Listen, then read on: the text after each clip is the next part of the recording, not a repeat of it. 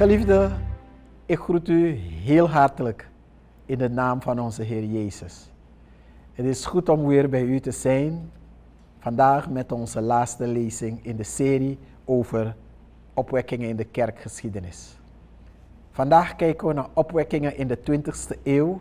We hebben als subtitel Door mijn geest, zegt de Heer. Het is een bijzondere serie geweest over wat God heeft gedaan in de geschiedenis. Ik hou van opwekkingsverhalen. Ik word erdoor bemoedigd, maar het geeft mij dat verlangen diep in mijn hart, dat ik meer zou willen zien, ook in ons land, van een bijzonder werk van de Heilige Geest. In mijn persoonlijk leven, in mijn gezin, in mijn familie, in mijn gemeente, in alle gemeentes van Suriname, in ons land. Daar verlang ik naar. We hebben de laatste keer, geliefde, gekeken naar die opwekking in Amerika en ook doorgegaan naar Engeland. En we hebben gekeken naar Zuid-Afrika, wat er toen ook daar is gebeurd. En we hebben gezien ook hoe God ook in Suriname heeft gewerkt. We hebben daarbij vooral gekeken naar 2 personen. Johannes King in het binnenland en Bromet in Paramaribo. Mannen die in de kracht van de Heilige Geest met vol vuur het evangelie van God hebben gepredikt. Voordat we verder gaan wil ik weer even kijken naar wat we eerder hadden gezegd over een opwekking. En daar geef ik dan nu weer een vrije bewerking van wat een opwekking is. Een evangelische opwekking is een beweging van de Heilige Geest die de kerk doet herleven en die ertoe leidt dat ongelovigen tot bekering komen. Een opwekking brengt ook duidelijke veranderingen teweeg in een samenleving. We hebben dus te maken met een bijzonder werk van de Heilige Geest in het leven van een individu. Soms doet hij hem 1 persoon opstaan, maar soms is het werk in een hele kerk, in een hele gemeenschap. En we zien ook veranderingen in de samenleving. Opwekkingen, hebben we gezien, komen in donkere momenten van de kerkgeschiedenis. Die momenten waarbij het duidelijk is dat mensen geen verandering kunnen brengen in de toestanden waarin zij zich bevinden, het zij als persoon of in het christendom als geheel. Er moet dus heel duidelijk sprake zijn bij een opwekking van gebrokenheid onder de christenen, die erkennen dat zij er een potje van hebben gemaakt. Zij gaan met berouw en belijdenis tot God en zoeken zijn tegenwoordigheid door middel van gebed en ook het bestuderen van zijn woord. Het moment dat wij denken dat wij het goed doen en beter zijn dan anderen en nog niet zo slecht zijn als anderen, zijn wij nog niet gereed voor God om zijn werk in ons en door ons te doen. Het is niet door onze eigen kracht, maar het is alleen maar door de geest des Heren dat er enige verandering kan gebeuren, ook in onze samenleving. Velen verlangen naar een opwekking, ik ook. Maar veelal verlangen wij naar uiterlijke dingen van een opwekking. Wij verlangen naar wonderen en tekenen van God. Wij willen bijzondere dingen zien. Maar bij een opwekking, een ware opwekking, gaat het juist om een diepere relatie met God. Ook al zouden die uiterlijke tekenen van wonderen, als zouden die er niet zijn, dan nog is de relatie met God hersteld. En het is bijzonder. En dat mag ons verlangen zijn. Zoals wij tot nu toe gezien hebben, duren opwekkingen niet voor altijd. Er kan sprake zijn van een periode van enkele maanden en soms jaren, maar het is niet voor altijd.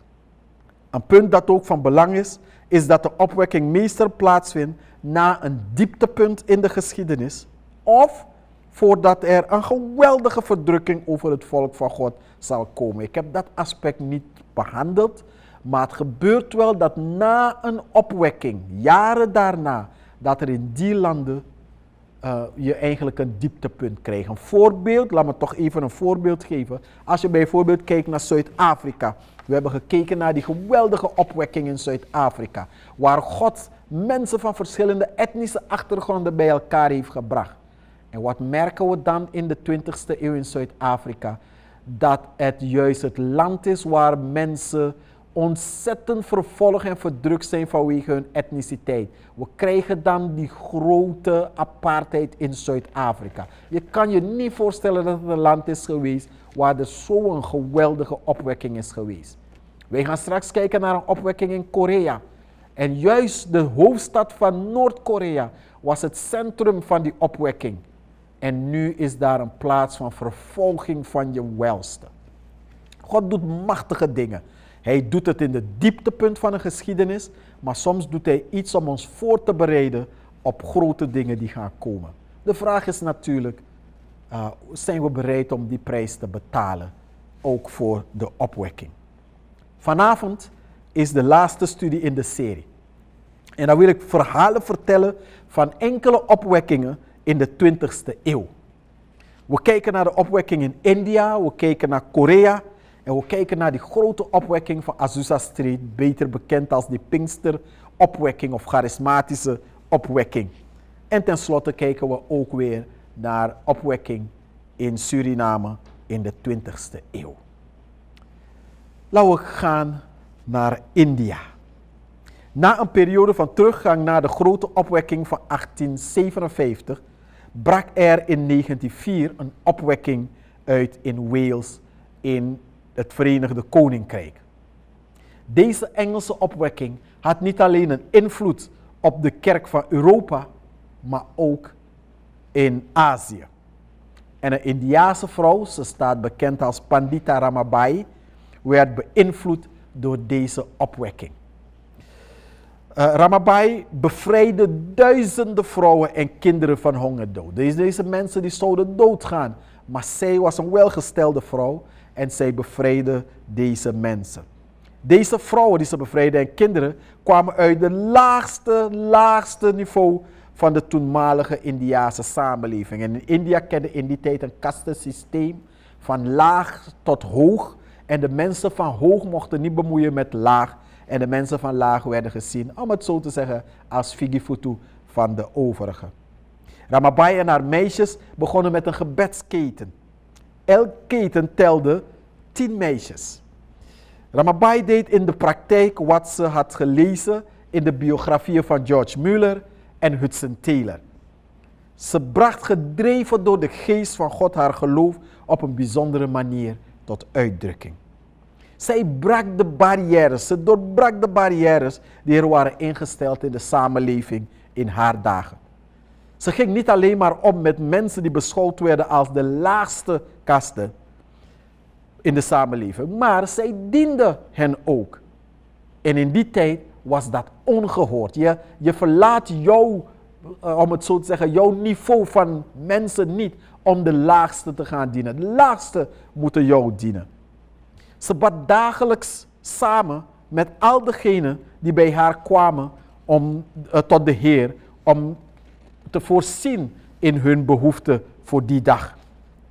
En de Heer liet haar niet beschaamd staan. In mei 1905 waren er 550 mensen die dagelijks 2 maal per dag bijeenkwamen om te bidden voor een opwekking in India samen met Ramabai. Op 29 juni 1905 kwam de Heilige Geest op een bijzondere manier op een groep meisjes. En India kende in die periode een bijzondere groei van het christendom. Deze zeer geleerde vrouw Ramabai vertaalde de Bijbel uit het Hebreeuws en Grieks in Marathi, haar moedertaal. En dan moet u zich voorstellen hoe de Heilige Geest 1 persoon kan gebruiken, die zo'n invloed heeft gehad op velen die tot geloof zijn gekomen. Maar ook in die samenleving door te doorbreken wat in die samenleving niet goed is. Wij vertrekken vanuit India en wij gaan naar Korea. Het vuur van de opwekking ging ook niet voorbij aan Korea. De eerste protestante zendeling kwam in 1865 aan in Korea. 1865 kwam die zendeling daar. Maar wat er gebeurde, die zendeling werd toen door de Koreanen vermoord. Ze moesten niets hebben van die protestanten.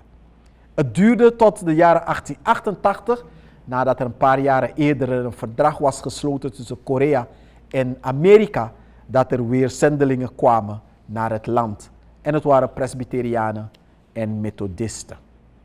En die hebben daar gewerkt. Ze hebben na ruim 15 jaar werk hebben ze ontdekt geen resultaten. In 1903 kwamen de Methodistenzendelingen bij elkaar om te bidden en de tegenwoordigheid van God te zoeken. En een van de zendelingen, Robert Hardy, erkende zijn fouten en tekortkomingen voor de hele groep van zendelingen en de Koreaanse gemeente. In die tijd kwam dat niet makkelijk voor, dat een zendeling onder de mensen waar hij werkte opstaat en zegt: geliefde, ik heb gezondigd tegen jullie, ik heb gefaald tegenover mijn collega's en ook tegenover jullie. Dat gebeurde niet. Een leider op zijn knieën, die erkende tegenover de Heer en de Koreanen zijn fouten. Wat er gebeurde, die Amerikaanse zendelingen, die zagen neer op de Koreanen. Ze waren hoogmoedig. Ze voelden zichzelf beter dan de Koreanen. Maar de Heilige Geest werkte op zo'n manier dat deze broeder dat inzag en erkende dat het fout was. En hij ging op zijn knieën.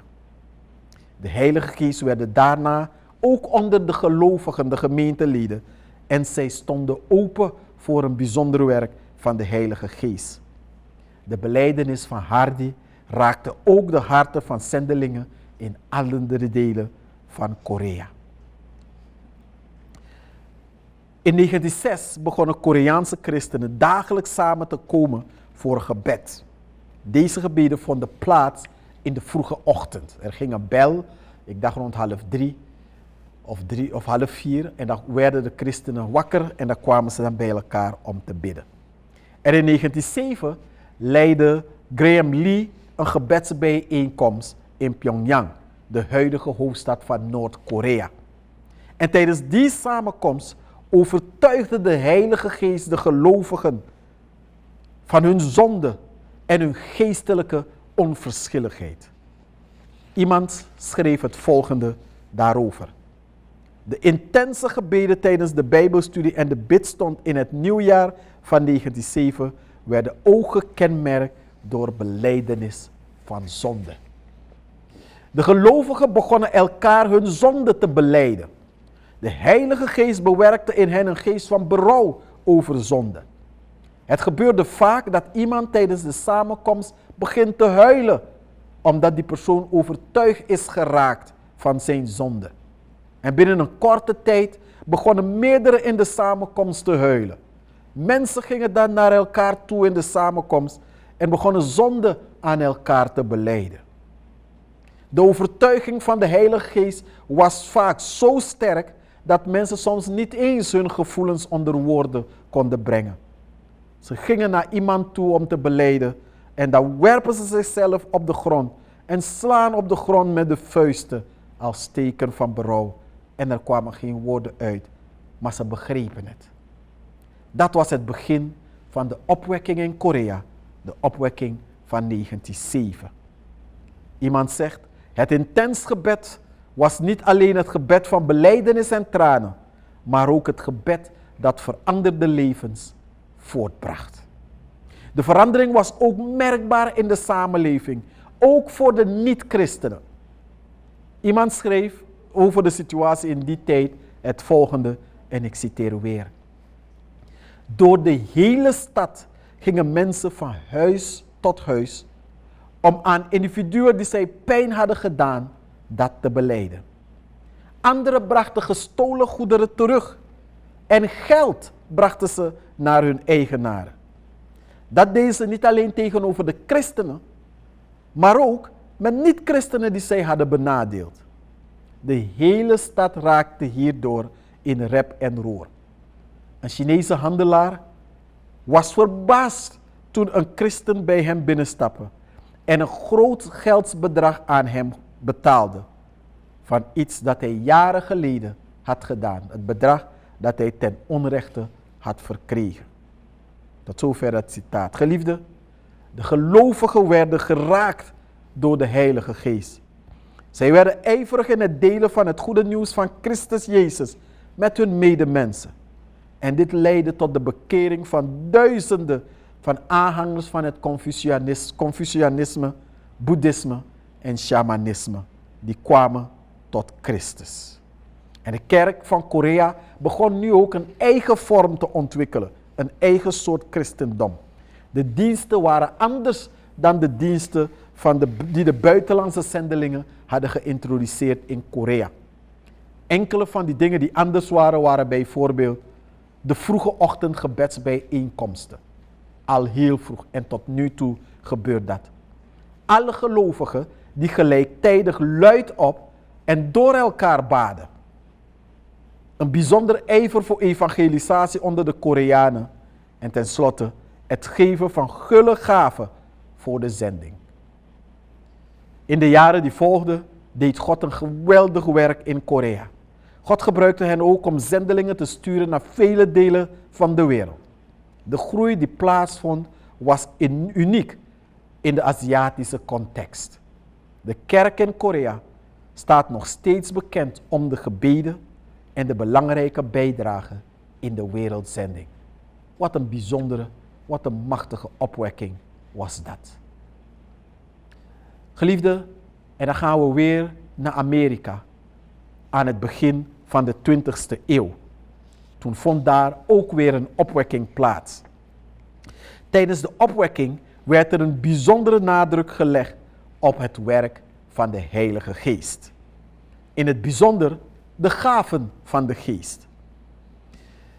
Charles Fox Parham had een bijbelschool in een van de staten van Amerika, in Kansas. Met zijn studenten bestudeerde hij onder andere het spreken in tongen als bewijs van de doop met de Heilige Geest. Zijn bijbelschool, zei hij, had maar één tekstboek en dat is de Bijbel. En dat bestudeerden ze met elkaar. Als ze hadden bestudeerd, werd dat gelijk weer in de praktijk toegepast. Nadat ze gelezen hadden en bestudeerd hadden over het spreken in tongen als bewijs van de doop met de Heilige Geest, ging het ertoe over om te bidden voor de gaven. De beweging stond bekend als de Apostolic Faith Movement, de apostolische geloofsbeweging. In de beweging werd er een nadruk gelegd op het heilig leven, wat ze hadden gekregen van de opwekking aan het einde van de 19e eeuw. En er werd ook gewezen op de spoedige wederkomst van Christus, ook uit de opwekking van de eerste helft van de 19e eeuw. Die gelovigen die leefden in de eindtijd en verwachten een geestelijke vernieuwing van de gemeente, waarbij de geestelijke gaven en wereldwijde evangelisatie weer een rol zou gaan spelen. En zij waren ervan overtuigd dat God door het geven van de gave om te spreken in tongen, zij zonder de talen van de andere mensen te leren in staat zouden zijn om het evangelie aan al de volken te verkondigen. Een van de mensen die door God werd gebruikt om de boodschap verder uit te dragen was de neger, een Afro-Amerikaan, William Seymour. Hij studeerde ook aan de Bijbelschool van Parham. Opmerkelijk was het feit dat hij niet in hetzelfde lokaal als de blanke studenten mocht zitten tijdens de lessen. En dat omdat Seymour een neger was. Seymour zat in een aangrenzend lokaal en volgde de lessen dan door de open tussendeur. Er was in Amerika in die tijd een scheiding tussen de verschillende etnische groepen en ze mochten dus niet samen zitten. En die scheiding was helaas ook te vinden in de kerken. Op uitnodiging van een gemeente vertrok Seymour naar Los Angeles om daar te spreken. Vanwege zijn afwijkende leer over het spreken in tongen werd hij verboden om nog in die kerk te prediken na zijn eerste preek. Hij ging toen naar de Azusa-straat, ook in Los Angeles, waar hij van 1906 tot 1909 opwekkingssamenkomsten hield. Verschillende mensen begonnen tijdens deze samenkomsten in tongen te spreken, inclusief Seymour zelf. Dus als je het goed hebt, dan merk je dat hij dat verkondigde. Hij gaf aan mensen dat ze de geest mensen gaf om in tongen te spreken, terwijl hij dat niet zelf deed.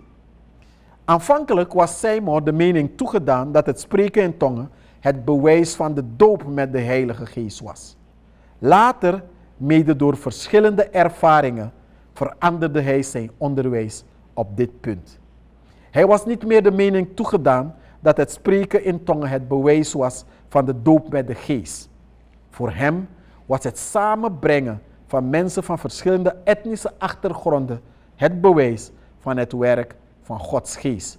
We lezen in 1 Korinthe 12:13 bijvoorbeeld dat we door één geest tot één lichaam zijn gedoopt. En dat vond hij dus heel belangrijk. Alle etnische groepen waren welkom bij zijn diensten aan de Azusa-straat. En er werd geen rekening gehouden met de gebruikelijke etnische scheiding tussen blanken en negers. Azusa-straat werd door velen beschouwd als de geboorteplaats van de Pinksterbeweging. Van hieruit ging de volle evangelieboodschap de wereld rond, mede ook ondersteund door het blad Apostolic Faith dat Seymour uitgaf. Een ooggetuige vertelde het volgende over wat er gebeurde tijdens de samenkomsten van Seymour. En hij zegt: schandalige vermenging van rassen. Ze huilen en maakten de hele dag en nacht gierende geluiden. Ze rennen, springen en schudden overal, schreeuwen, draaien rond in cirkels, vallen lang uit op het met zaagsel bedekte vloer en rollen eroverheen. Hij gaat verder. Sommigen van hen vallen neer en bewegen zich urenlang niet, alsof ze dood waren. De mensen lijken gek, geestelijk gestoord of betoverd. Ze beweren vervuld te zijn met de geest. Ze hebben een eenoogige analfabete neger als hun predikant. Seymour had problemen met één van zijn ogen en hij had het dus over Seymour. En dan ging hij verder. Seymour, die het grootste deel van de tijd op zijn knieën bleef, met zijn hoofd verborgen tussen de houten melkkratten. Want ze hadden toen geen preekgestoelte in hun gebouw. Hij praat niet veel, maar soms kan hij worden gehoord terwijl hij roept: bekeert u. En hij wordt verondersteld het ding te leiden. Ze zingen herhaaldelijk hetzelfde lied. The Comforter has come. De trooster is gekomen. Tot zover het citaat. Jammer genoeg zonderde Parham zich af van zijn leerling, omdat deze zich niet hield aan de etnische scheiding in zijn diensten. Kan je je voorstellen.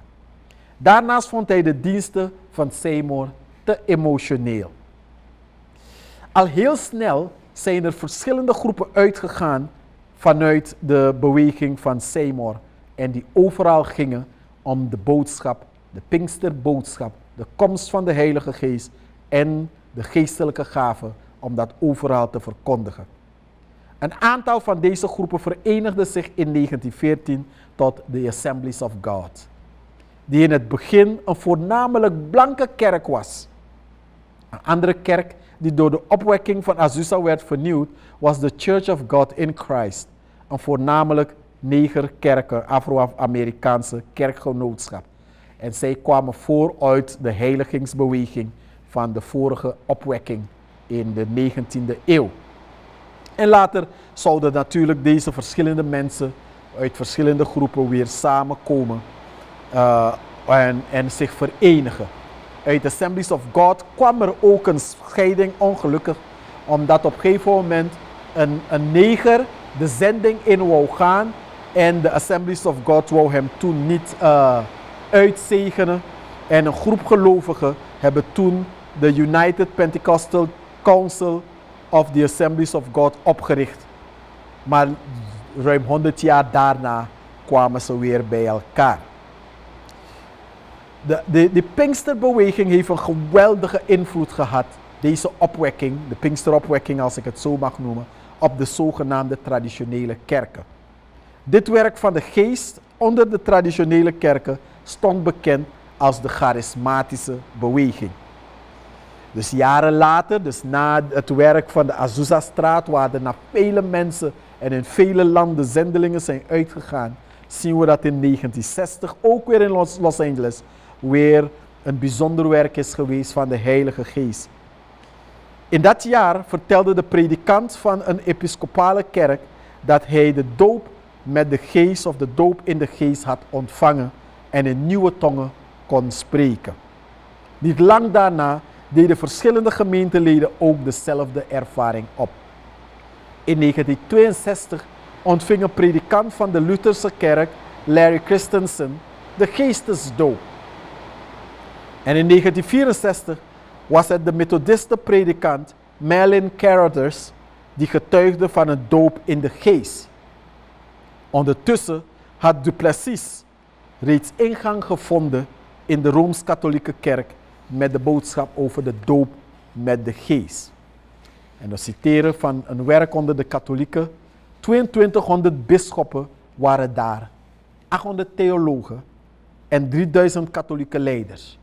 En de Heer zei mij, nu heb je alle leiders van de katholieke kerk voor je. Ik kon niet met allen spreken, maar velen kwamen naar mij en ik kon zien hoe de geest van God werkte.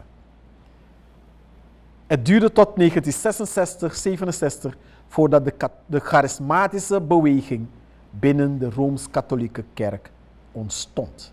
Men spreekt wel eens van Azusa-straat als de eerste golf van het werk van de Heilige Geest. De charismatische vernieuwing onder de gevestigde kerken, traditionele kerken zoals we die kenden, als de tweede golf. En dan vanaf 1980 kwam er weer een nieuwe beweging op gang. En die stond bekend als de derde golf, oftewel de beweging van krachtevangelisatie.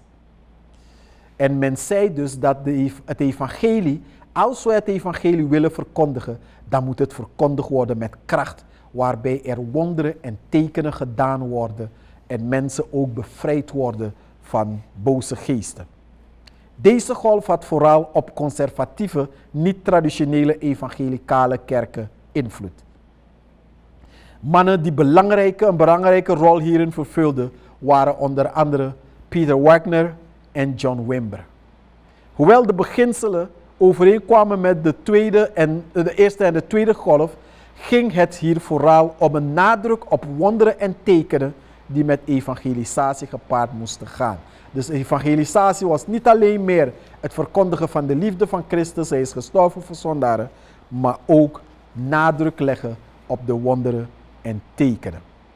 Iemand zegt, het onderscheid met de eerste twee golven is volgens Wimber dat nu niet alleen de voorgangers, de eerste golf, en verantwoordelijke leiders, de tweede golf, maar alle christenen voor de dienst in de kracht van God worden uitgerust of toegerust, in het bijzonder voor evangelisatie en goddelijke genezing. Het is een beweging geworden dwars door alle kerkmuren heen, maar ook niet alleen beperkt tot leiders.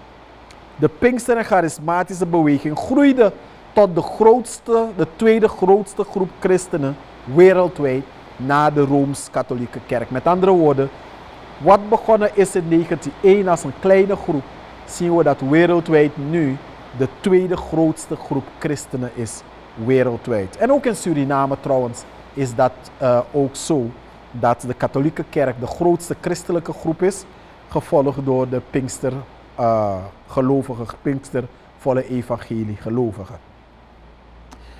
En dan gaan we weer naar Suriname, want ook in Suriname vond er in de 20e eeuw opwekkingen plaats. In 1961 vond er in Suriname een opwekking plaats. De Nederlandse evangelist Karel Hoekendijk hield in Suriname evangelisatiecampagne. De diensten in Thalia werden door honderden mensen bijgewoond. Volgens Hoekendijk waren er ook verschillende pandits naar de samenkomsten, kwamen er ook pandits naar de samenkomsten in Thalia. Dit was een aanwijzing dat de beweging aanhangers van verschillende godsdiensten aantrok. En dat was dus een werk van de Heilige Geest. De Hoekendijks predikten het evangelie, legden zieken de handen op en baden voor genezing. Zij gaven daarna bijbelstudie aan hun bekeerlingen. Als gevolg van dit werk werd op 28 december 1961 een aantal gelovigen gedoopt door onderdompeling in het zwembad Parima. In de 4 doopsamenkomsten die Karel Hoekendijk en zijn zoon Frans hielden binnen enkele maanden, doopten zij, volgens hun informatie, 667 gelovigen uit verschillende bevolkingsgroepen. Het team van Hoekendijk beperkte zich niet slechts tot Paramaribo met haar evangelisatieactiviteiten. Er werden campagnes gehouden op verschillende plaatsen in Kommerwijnen. En iemand vertelde daar, een citaat, een Hindoestaans echtpaar liep 20 kilometer om naar deze samenkomst te komen. In Saramaka bezocht het team het dorp Santigrong, waar ieder het evangelie te horen kreeg. Net als op andere plaatsen deelde het team ook daar evangelisatietraktaten uit. Diensten werden ook gehouden in Nikeri, in Mungo, Albina, overal. Suriname beleefde in die dagen een opwekking. Naast de mensen die vanuit de bestaande kerken overgingen naar het volle evangelie, kwamen er ook vele niet-kerkelijken tot bekering. Velen hebben de macht van het evangelie voor het eerst beleefd.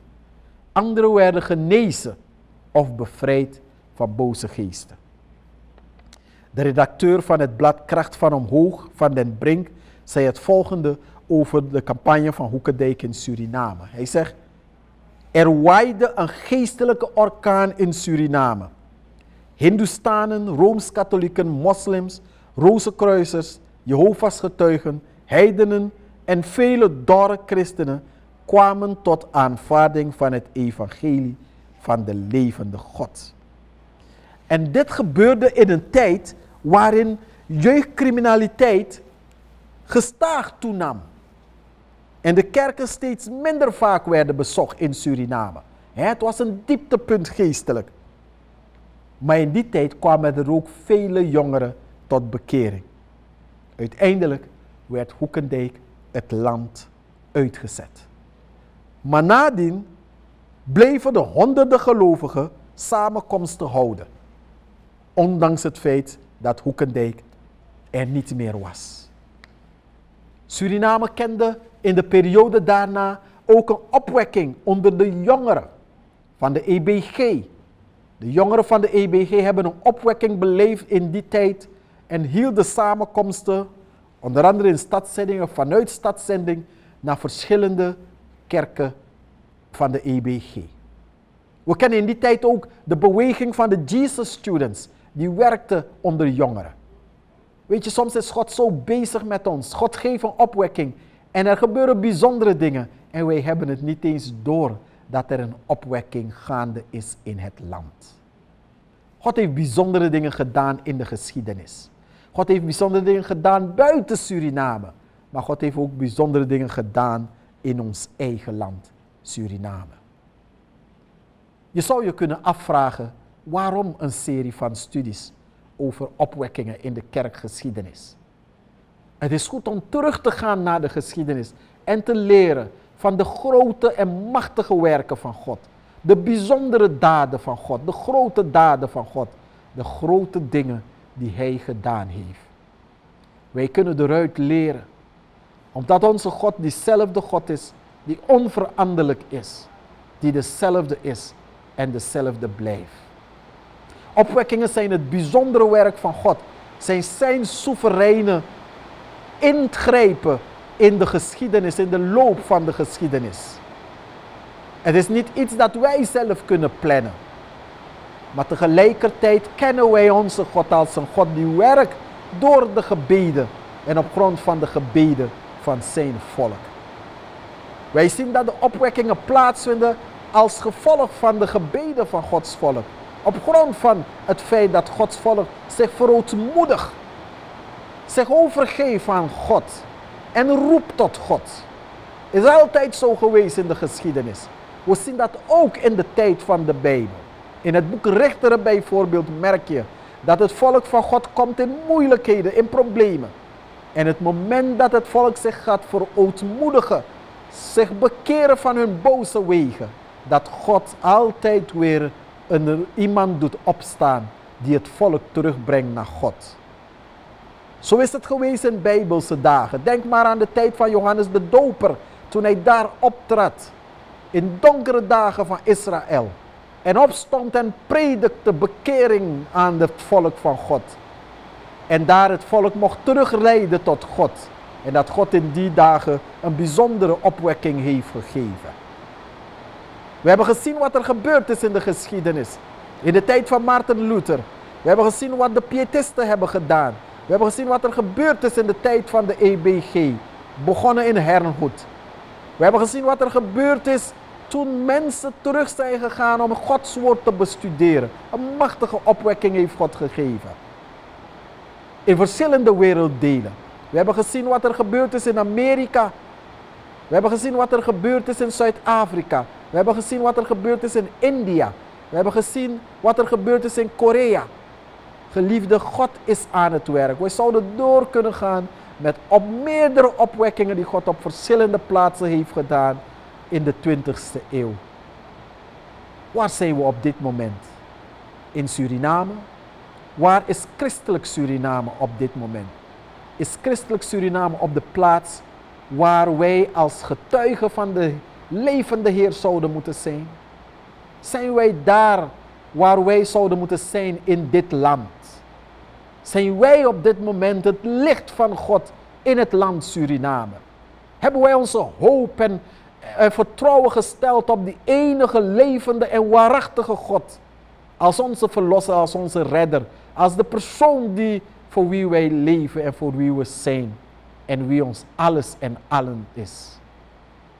Geliefde, ik wil deze serie eindigen met deze woorden. Laten wij God zoeken. Misschien wil Hij in zijn genade ons een machtige opwekking geven. Een bijzonder werk van zijn geest in onze dagen. Een werk dat zal gebeuren niet door onze kracht, maar door de goddelijke Heilige Geest des Heeren. Opdat God in ons land ons terugbrengt tot zichzelf, tot de eerste liefde, tot het vuur dat Hij gebracht heeft in dit land, toen er voor het eerst het evangelie werd gepredikt aan onze mensen. Door de zendelingen van de EBG. Door mensen die we niet eens genoemd hebben vanuit de katholieke kerk, die het evangelie hebben gebracht aan onze mensen tot in het verre binnenland. In de tijd van mensen als Hoekendijk, een Bromet, een Johannes King, ook in ons land, ook in ons geliefd land Suriname. Mogen de Heere in onze dagen zijn werk vernieuwen. Heere, wij roepen tot u op dit moment in de naam van onze Heer Jezus. Wees ons genadig, o Heere. Wees Suriname genadig. Wees mij genadig. En breng ons tot uzelf in een heilige ootmoed, nederigheid en vrees des Heeren. Opdat wij in dit land, onder uw volk, zullen meemaken wat het betekent de Heere lief te hebben met heel ons hart, met heel ons verstand, met alles in ons en onze naaste als onszelf. Wilt gij uw volk tot uzelf brengen, Heere, opdat wij in eenheid en eensgezind mogen optrekken in dit land tot eer van uw naam. Kom, Heilige Geest, en vernieuw uw werk. Amen. Geliefde, de Heer zegene u. En dank u wel dat u deze afgelopen periode samen met mij hebt willen nadenken over opwekkingen. God zegen.